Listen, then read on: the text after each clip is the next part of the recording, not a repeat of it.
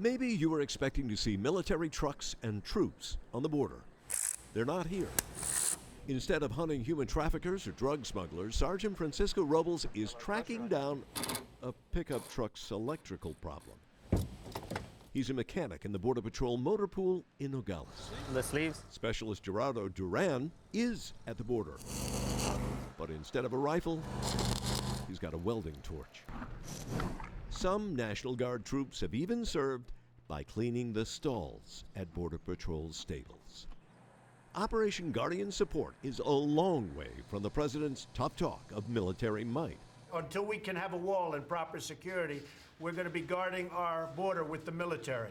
You're not armed, correct? Correct. None of our soldiers or airmen currently on Operation Guardian Support are armed. And they're not out there walking right beside the Border Patrol agents? Correct. These are positions that are back off the border.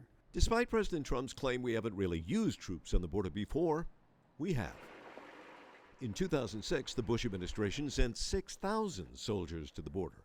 In 2010, President Obama sent 1,200, but they were in full gear and armed.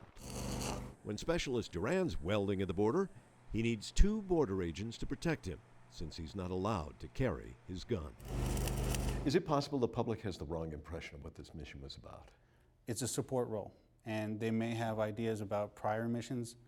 It's not that anymore. Yet, Clear. despite their diminished role, National Guard troops are making a difference. Good to go.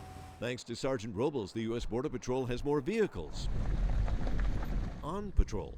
All right, Omaha is going to be right there. And thanks to Senior Airman Adriana McIver, Border Patrol agents on horses closing in on 3 suspects have an extra pair of eyes watching their back, as she and other Guard members monitor dozens of remote cameras. For many Guard members, this is their first time to really get a sense of what's going on at the border, the good and the bad. And do you see it? Yes, sir. You do? Yes. Is it busy? Yes. Extremely.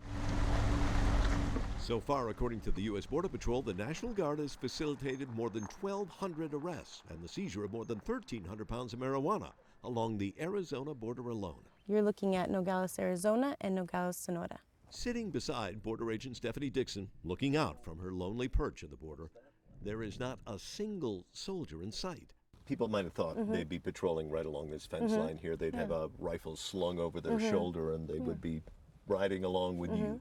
That's not happening. That's not the way it was meant to happen. No, definitely not at all. They're helping out the overall mission, and they're putting more of us out here on the border to secure the border.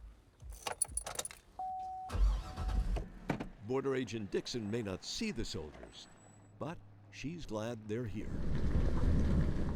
Somewhere.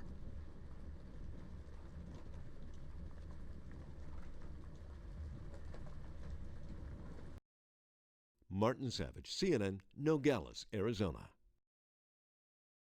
Aaron, it's the states that provide the troops for Operation Guardian Support, but it's the federal government that provides the money.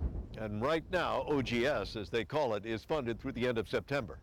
After that, the future's unclear. Aaron?